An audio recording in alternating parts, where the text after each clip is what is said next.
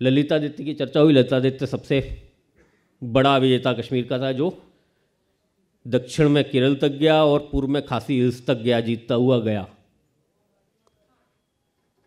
और उस समय के राजाओं की, सुधांशु जी कह रहे थे छत्री की क्या पहचान, उस पहचान से अलग जब उसने कन्नौज जीता तो उसके राजा को उसके सामने प्रस्तुत किया गया और उसने पूछा कि बताओ मुझे क्या अर्थदंड देना है। हारने वाला तो दंड देता ही है, और उसने कहा कि दंड के रूप में तुम्हारे राज्य का सबसे बड़ा विद्वान मैं कश्मीर लेकर जाऊंगा।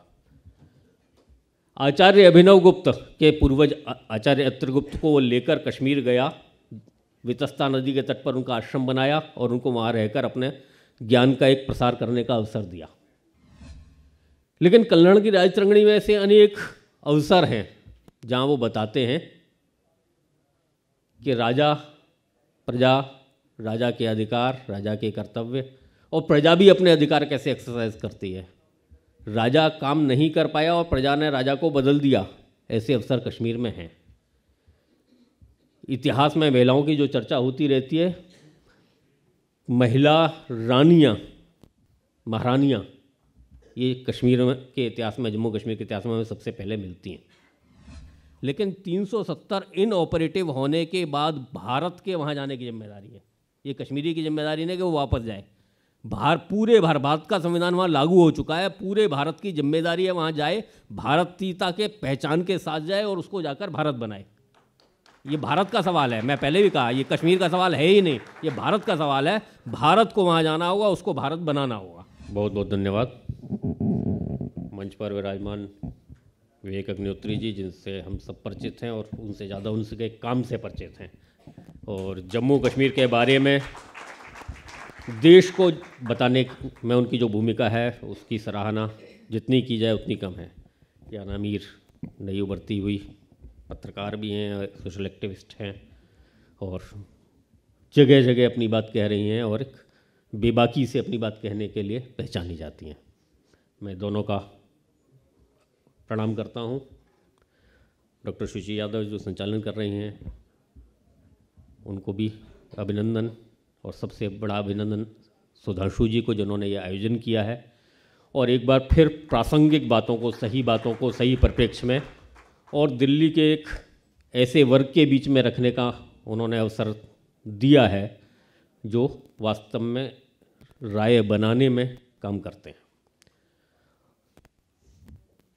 ये जो आज का प्रश्न है, कल्हण से कलंतर, ये इतना लंबा टाइम फ्रेम है जिसमें आसानी से समेटना मुश्किल काम है, क्योंकि कल्हण ने भी जो लिखा है वो अपने से 3000 साल पहले का लिखा है, 4000 साल पहले का लिखा है, तो कुल मिलाकर लगभग 5000 साल की कहानी ये है।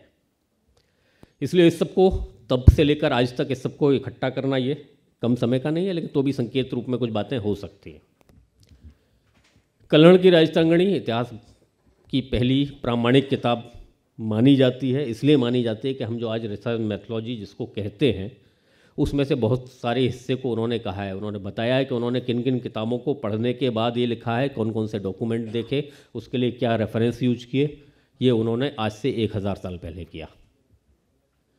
और इसलिए कल्हण का लिखा हुआ ये इतिहास है, और उस इतिहास में उन्हें जो पहले मिला वो उन्होंने लिया, अपने समय की कहानी कही, लेकिन उसमें कुछ बातें आज के लिए प्रासंगिक है, उतना करना आज भर काफ़ी है। उन्होंने जो भी लिखा उसमें से कई ऐसे बिंदु निकलते हैं जो आज चर्चा में हैं। जैसे आज हम देखते हैं भारत लोकतंत्र की जननी, ये बड़ी चर्चा में है, लेकिन कल्हण की राजतरंगिणी में ऐसे अनेक अवसर हैं जहाँ वो बताते हैं कि राजा, प्रजा, राजा के अधिकार, राजा के कर्तव्य, और प्रजा भी अपने अधिकार कैसे एक्सरसाइज करती है। राजा काम नहीं कर पाया और प्रजा ने राजा को बदल दिया, ऐसे अवसर कश्मीर में हैं। इतिहास में महिलाओं की जो चर्चा होती रहती है, महिला रानियाँ, महारानियाँ, ये कश्मीर के इतिहास में, जम्मू कश्मीर के इतिहास में हमें सबसे पहले मिलती हैं। ललितादित्य की चर्चा हुई। ललितादित्य सबसे बड़ा विजेता कश्मीर का था, जो दक्षिण में केरल तक गया और पूर्व में खासी हिल्स तक गया, जीतता हुआ गया। और उस समय के राजाओं की, सुधांशु जी कह रहे थे छत्री की क्या पहचान, उस पहचान से अलग जब उसने कन्नौज जीता तो उसके राजा को उसके सामने प्रस्तुत किया गया और उसने पूछा कि बताओ मुझे क्या अर्थदंड देना है। हारने वाला तो दंड देता ही है, और उसने कहा कि दंड के रूप में तुम्हारे राज्य का सबसे बड़ा विद्वान मैं कश्मीर लेकर जाऊंगा। आचार्य अभिनव गुप्त के पूर्वज आचार्य अत्रगुप्त को वो लेकर कश्मीर गया, वितस्ता नदी के तट पर उनका आश्रम बनाया और उनको वहाँ रहकर अपने ज्ञान का एक प्रसार करने का अवसर दिया। वही ललितादित्य जब 12 वर्ष तक युद्ध करने के बाद दूसरे दौर में गया मध्य एशिया की ओर और नहीं लौटा तो एक प्रतिनिधिमंडल उससे मिलने गया। उसने कहा कि मैं तो जिस अभियान पर निकला हूँ वहाँ से लौटना नहीं है मुझे, लेकिन अगर राजा की आवश्यकता है तो उसने अपने पुत्रों का परिचय बताया कि ये लड़के के मेरे गुण दोष ये हैं, इस लड़के के गुण दोष ये हैं, तो राजा बनने के लिए उपयुक्त तो ये है, इसलिए इसको राजा बनाना, इसमें बड़े को बनाना कोई आवश्यक नहीं है। और साथ में उसने संदेश भेजा कि अगर मेरा ये पुत्र भी राजा के कर्तव्य पालन करने में असफल रहे तो प्रजा उसको हटा दे और जो उपयुक्त प्रजा में से जो उपयुक्त व्यक्ति मिले उसको राजा बना ले। तो जो लोकतंत्र के अधिकार जिनकी बात हम आज करते हैं वो वहाँ से हमें मिलते हैं। ज्ञान की परंपरा, आचार्य अभिनव गुप्त की मैंने बात की। आचार्य अभिनव गुप्त कश्मीर में रहते थे और उन्होंने संकल्प किया कि उस घाटी से बाहर कभी नहीं जाएंगे। लेकिन आचार्य अभिनव गुप्त तंत्रालोक लिखते हैं और उसमें एक भवन खंड लिखते हैं पूरा, और उस भवन खंड में पूरे भारत के उनकी उस समय की परिचित धरती का पूरा भूगोल बताते हैं। जो कश्मीर घाटी से बाहर कभी नहीं आया वो उड़ीसा के समुद्र में कौन कौन से द्वीप हैं, वहाँ कैसे लोग रहते हैं, उनके गुण क्या हैं, ये बताता है। ज्ञान की परंपरा का ये प्रवाह कैसे होता था दक्षिण से उत्तर और पूरे भारत में, इसको देखने की दूसरा पक्ष है जो कल्याण की रायतरंगिणी से हमें मिलता है। बदलता जाता है।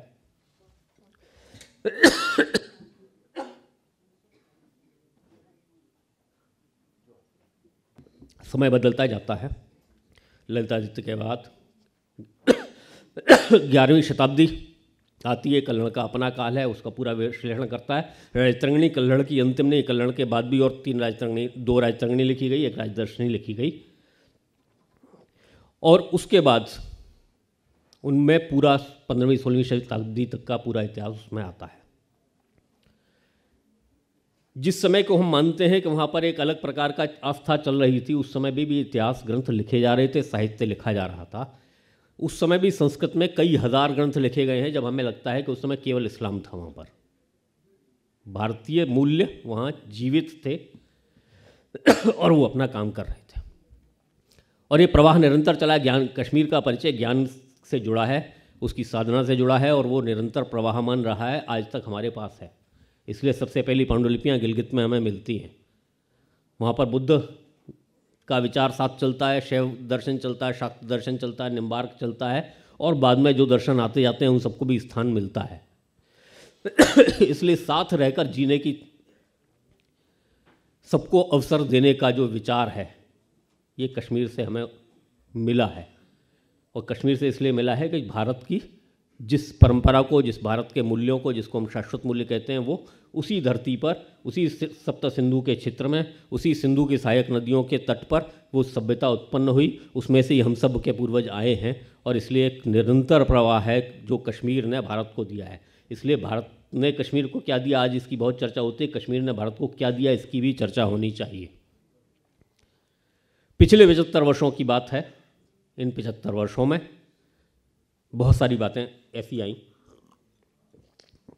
जिनको आज समझने की ज़रूरत है। एक नैरेटिव चला, उसकी बहुत चर्चा हुई है इसलिए, और मुझे लगता है विवेक जी ने तो उस नैरेटिव को बहुत सुंदर ढंग से चित्रित किया है, वो उस पर बात भी करेंगे। लेकिन मुझे लगता है कि इन जो बातें, जो नैरेटिव चल रहे हैं, इसमें उत्तर ढूंढने से ज़्यादा ज़रूरी है कि हम उचित प्रश्न ढूंढ लें। ऐसे बहुत सारे प्रश्न हैं जिनको हमने सही अर्थों में नहीं लिया। महाराजा हरि सिंह भारत में नहीं जुड़ना चाहते थे या अलग रहना चाहते थे, ऐसा उसका कोई आधार मिलता नहीं है, लेकिन ये चर्चा चली। कश्मीर के बाद 25 स्टेट्स का और एक्सेशन हुआ, कोई बात नहीं करता कि उनको लेट क्यों हुआ, कश्मीर का देर से हुआ। इस पर सारी बहस केंद्रित हो गई। मर्जर नहीं हुआ, एक्सेशन हो गया लेकिन मर्जर नहीं हुआ, वो एक्सेशन की बात हो गई, पक्का हो गया, उसका डॉक्यूमेंट मिल गया, तो एक्सेशन तो हो गया, मर्जर नहीं हुआ। सुप्रीम कोर्ट में बहस चल रही थी, चीफ जस्टिस ने पूछा सरकार के अधिकारी से, भाई मर्जर क्यों नहीं हुआ, उनके पास भी उत्तर नहीं था, लेकिन बाद में खोजा गया तो 254 स्टेट्स ऐसे थे जिनका मर्जर नहीं हुआ, और वो भारत है जिनका नाम भी नहीं मालूम। मर्जर होना कोई आवश्यक शर्त नहीं थी, जिनका एक्सेशन हुआ उनका मर्जर नहीं हुआ, जिनका मर्जर हुआ उनका एक्सेशन नहीं हुआ। छोटे छोटे स्टेट्स से वो आपस में मर्ज होकर एक बड़ा एंटिटी बने, इसलिए उनका मर्जर होना था। छोटे स्टेट्स का, कश्मीर का होना नहीं था। कश्मीर अपने आप में इतना बड़ा था कि वहाँ से 4 संविधान सभा के लिए 4 सदस्य लाए गए, इसलिए ये सही प्रश्न वहाँ नहीं उठे। संविधान के साथ मखौल होता रहा। 35A की चर्चा, 370 की चर्चा, 370 इनऑपरेटिव हुआ। मैं इनऑपरेटिव शब्द प्रयोग कर रहा हूँ, एब्रोगेशन नहीं कर रहा हूँ। भारत के संविधान में 370 किस लिए जोड़ा गया, संविधान सभा में उसका उत्तर है। उसमें बताया गया कि भारत का संविधान में 370 इसलिए आया कि भारत का संविधान जम्मू कश्मीर में लागू करेगा, उसका रोकेगा नहीं। उसने 5 अगस्त 2019 को भारत का संविधान पूरा का पूरा जम्मू कश्मीर में लागू हो गया, यानी 370 का उद्देश्य पूरा हो गया। उसके बाद उसके कुछ करने के लिए बचा नहीं है। और इसलिए जिन प्रश्नों की हमें पहचान करनी थी उनके उत्तर ढूंढने से, उनके बजाय हम ऐसे नैरेटिव्स पर चलते चले गए जो शायद तथ्यों पर आधारित नहीं थे, और इसी के कारण हमें एक ऐसे भ्रम में जिए जिनका निवारण 2019 में भी हुआ, उसके बाद भी हुआ, और एक एक करके आज भी होता जा रहा है। आगे की चर्चा के लिए मैं संचालक जी को।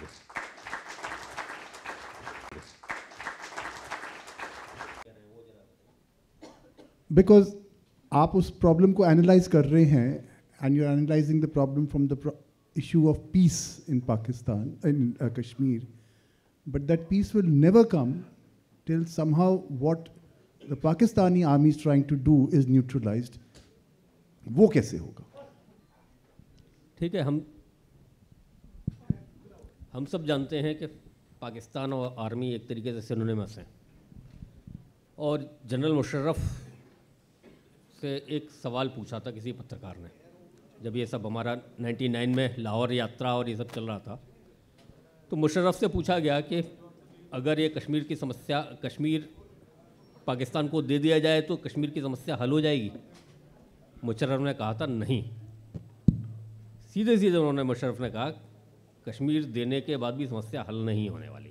कश्मीर का अस्तित्व, पाकिस्तान का अस्तित्व भारत के विरोध पर है, और कश्मीर पर हमला मुझे लगता है इसलिए नहीं कि वो कश्मीर है, वो उस पर हमला इसलिए होता है वो भारत है। कश्मीर से जो लोग निकले वो इसलिए उन्हें निकलना पड़ा कि वो अपने आप को भारतीय कहते थे। इसलिए वहाँ की पाकिस्तान या पाकिस्तान की आर्मी, दोनों के साथ शांति की कोशिशें की जा सकती हैं, लेकिन पाकिस्तान का अस्तित्व जब तक है तब तक हमें तैयार रहना होगा। ये ज़रूर है कि जब हम शक्तिशाली होते हैं तो वो कम हरकतें करता है, जब हम कमज़ोर होते हैं, जब हमारे यहाँ गठबंधन की सरकारें होती हैं, जब हमारे यहाँ ऐसे संदेश जाते हैं।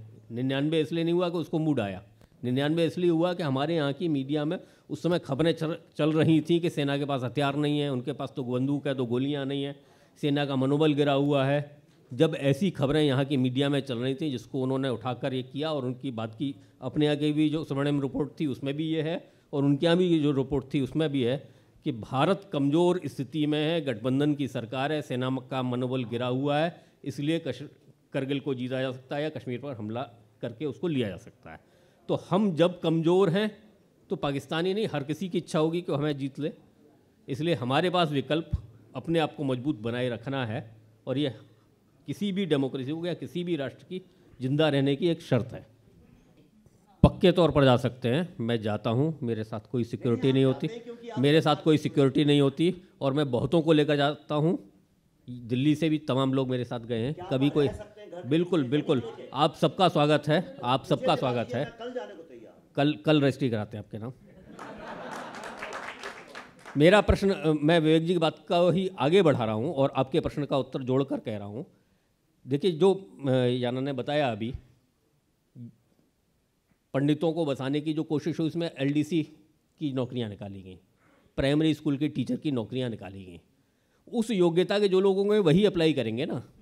तो जैसे जैसे वहाँ पर विकास के अवसर बढ़ते जाएंगे, जिस दिन सॉफ्टवेयर पार्क खुलेगा और 500 कश्मीरी अपने घर वापस जाएंगे, जिस दिन और ऐसे इन्वेस्टमेंट आएंगे उस दिन और लोग जाएंगे, नई इंडस्ट्रीज़ आएंगी, हाई टेक AI का वहाँ काम शुरू हो जाएगा, टूरिज्म आज बढ़ रहा है, वहाँ के लोग जा रहे हैं। इसलिए जैसे जैसे अवसर बढ़ेंगे कोई भी जाएगा। दूसरी बात, ये हमारे कहना शायद 20 साल पहले ठीक था कि कश्मीरियों को वापस जाना चाहिए, ये एक बात है। तकनीकी रूप से क्योंकि 370 के अपने आड़ में प्रभाव थे, 370 का अपने आप में न अच्छा था और न बुरा था, 370 की आड़ में बहुत सारी ऐसी चीज़ें बना दी गई थी जिसके कारण यहाँ से लोग जा नहीं सकते थे या उनके रास्ते में बहुत बाधाएं थीं। इसलिए चूंकि कश्मीरी समाज के लोग वापस जा सकते थे, वो PRC होल्डर्स थे, इसलिए उनसे हम एक अपेक्षा करते, अच्छा था। लेकिन 370 इनऑपरेटिव होने के बाद भारत के वहाँ जाने की जिम्मेदारी है, ये कश्मीरी की जिम्मेदारी नहीं कि वो वापस जाए। पूरे भारत का संविधान वहाँ लागू हो चुका है, पूरे भारत की जिम्मेदारी है वहाँ जाए, भारतीयता के पहचान के साथ जाए और उसको जाकर भारत बनाए। ये भारत का सवाल है, मैं पहले भी कहा, ये कश्मीर का सवाल है ही नहीं, ये भारत का सवाल है। भारत को वहाँ जाना होगा, उसको भारत बनाना होगा और आप सब जा सकते हैं। वहाँ पर बहुत सारी इंडस्ट्रीज़ अभी गई हैं, सैकड़ों की संख्या में गई हैं, लोग रहे हैं वहाँ, उन्होंने जाकर मकान खरीदे हैं। जो कश्मीरी समाज के लोग थे वो भी गए हैं, जो कश्मीरी नहीं हैं वो भी गए हैं, और सब वहाँ के विकास में योगदान दे रहे हैं। इसलिए मैं केवल एक उदाहरण से अपनी बात कहता हूँ, हालांकि घटनाएं होती हैं और वो घटनाएं अपवाद हैं। अगर साल में 28 लोगों की हत्या हुई है तो गुड़गांव में इससे ज़्यादा की हुई है। आप इसको ऐसा ना लेकर, एक केवल उदाहरण देता हूँ, हम में से कुछ लोग बिहार से जुड़े होंगे और वहाँ की पहचान मालूम होगी। श्रीनगर के हर प्रमुख चौराहे पर आज एक भूंजा की ठेली है, जो चना मुरमुरा वगैरह भून कर बेचते हैं। तो उसके ग्राहक भी उतने वहाँ पर हैं, वहाँ पर लोग हैं जो काम कर रहे हैं, जी रहे हैं और वहाँ के विकास में योगदान दे रहे हैं, उनकी बहुत बड़ी संख्या है। हम भी जाएं, आप सबका स्वागत है, मेरे साथ चलिए, मैं निमंत्रण देता हूँ।